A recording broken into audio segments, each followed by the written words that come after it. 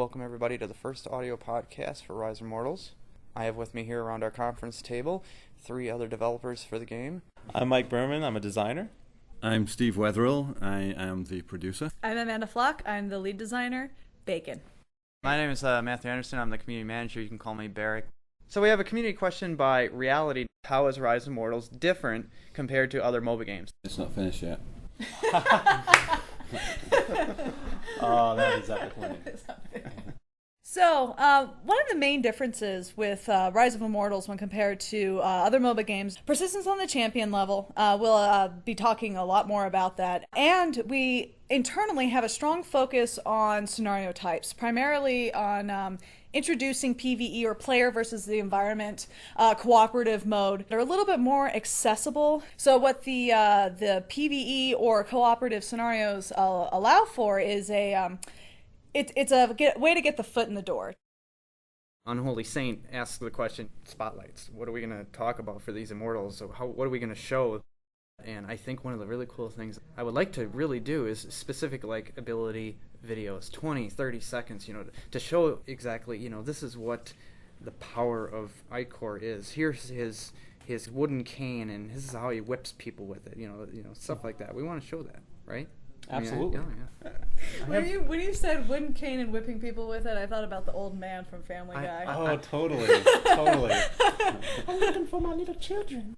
So should we talk about what we're going to be doing for matchmaking, though, as far as our plans, though, for reels? We should mention something, maybe. Yes. Briefly. So we can't give away too many secrets. So we do currently have matchmaking in the game. So the people that have played in the closed beta, all of those guys are currently using our matchmaking system.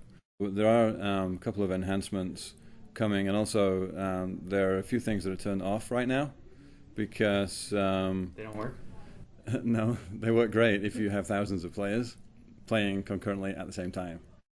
We'll be adding different leagues, essentially, for different skill level players. And how we'll be doing that is we'll be taking the persistent level into account as well as the ELO ranking for each player. Now, the ELO ranking is essentially a numerical value that's assigned to each player based on their performance in previous games. And this value can either increase or decrease depending on they win or lose, how well they do, their KDA, and other factors that come into place. And KDA, that's kind of... what's that? KDA is the kill death assist ratio. So, 10 kills, 2 deaths, 18 assists would be an example. Another question by community member Banjovi. Question is, what's your favorite currently announced Immortal? I can go over Psychosin again because I did that already. Yeah, you did that, yeah. All right. I would say, Banjovi, that my favorite Immortal would have to be Psychosin. He's a hybrid between a support role and a DPS intelligence caster, so it gives him a lot of utility to get in and out of battles. You can play him in various different play styles that gives the character a lot of unique varieties. So every time you go into a game, you can be playing him completely different, build him differently, and itemize to the way that you want to play specifically for that game. Hey, this is Steve. My favorite Immortal is Kairi. She is an agility character, and she has some cool abilities. She has a rush, so she can do sort of sneak ambush attacks. She has the shurikens. And she has some neat combinations of various abilities too. Hey, Banjovi.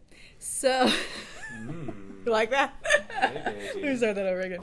Hey, Banjovi. So, I think it was a previous video that we did where I said that Nisus was my favorite. I still like Nisus, but it's kind of hard to say what my favorite is, but I am playing a lot of Tatiana right now, and it's not just because of the sexy dance.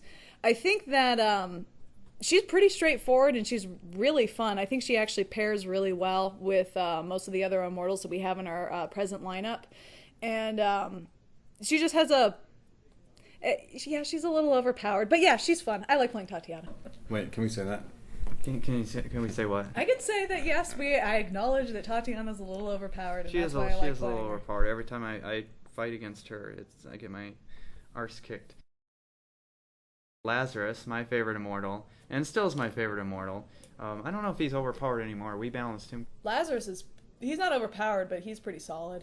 Yeah, he's a good character. Yeah. I like him because he has an ability called Inner Strength, allows you to swipe down multiple creeps at one time. I guess we can describe some themes without naming names. Naming names, perhaps? We've unveiled 7 Immortals so far, including Icor, who the beta testing community has not seen yet. But we'll see soon. Soon. No. Yeah, Wow. soon. Very soon. Okay, Whatever that means. so what Mr. Anderson is referring to here is the tree guy, the random tree guy that showed up in the last video that we released. The random tree guy's name is Icor. He is a tree, and he's a guy. No, in all seriousness, Icor in the world of Rise of Immortals, Icor is a very powerful and very angry forest god who has joined the tournament for reasons that we will unveil in the coming weeks when we actually do discuss Icor at length. But I can tell you right now that he is in the strength archetype, and he is a heavy hitter support character. And that being said, I hope you're looking forward to learning a little bit more about our famous tree guy. What is your favorite Immortal? Catherine Zeta-Jones. She dips We gotta into get lasers. it. It's gonna have to be one Tiger-blooded of the warlock. next. Seriously, one of the next Immortals needs to be a big tiger fighter, dude, like tiger ninja type guy. I think we need to make a tiger-blooded warlock skin for his eye. Tiger warlock. Like we'll put like tiger stripes on his skin Dude, no, texture, we and then we'll just put like a warlock hat No, on we it got that the says warlock on it. We got the nether gist. We take off the glasses, make his hair dark, and put him on the tiger blooded. Winning. He blinks his freaky. eyes and cures his brain.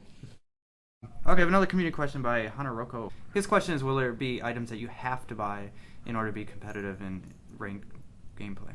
And you have an answer? Well, you don't have to do anything, but yes, there will be items. These items are called artifacts.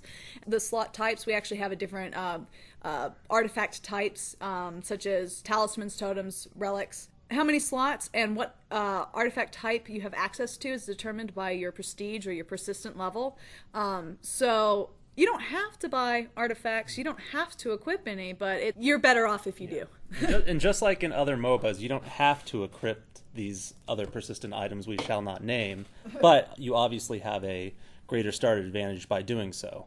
And it's probably going to be the same in our game in the sense that, yes, we do have these persistent items available that will absolutely help your tactical gameplay as far as your effectiveness, but they will not be a requirement in order to be good in a ranked game. If your skill level, greatly surpasses your enemy, it doesn't matter what persistent items they have equipped. If you're better than them, you probably will defeat your enemy.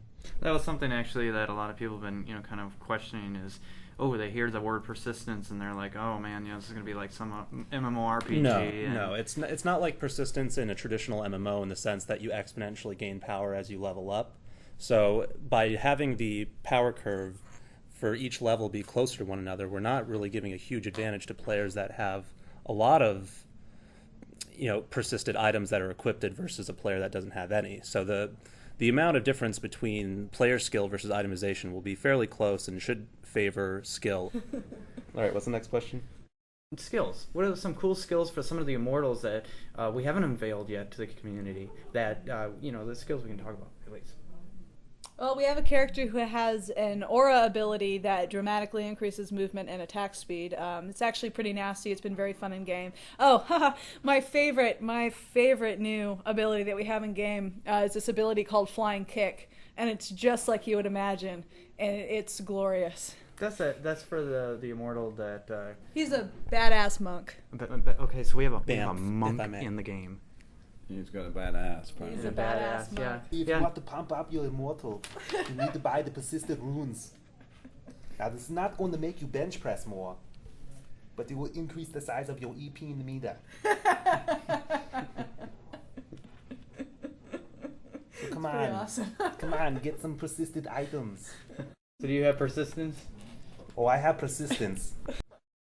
Let's wrap it up with a shout out to the community and anybody that you guys you want to say thank you for the awesome feedback that you've received so far from them. Oh, thank you, big thank you to everybody.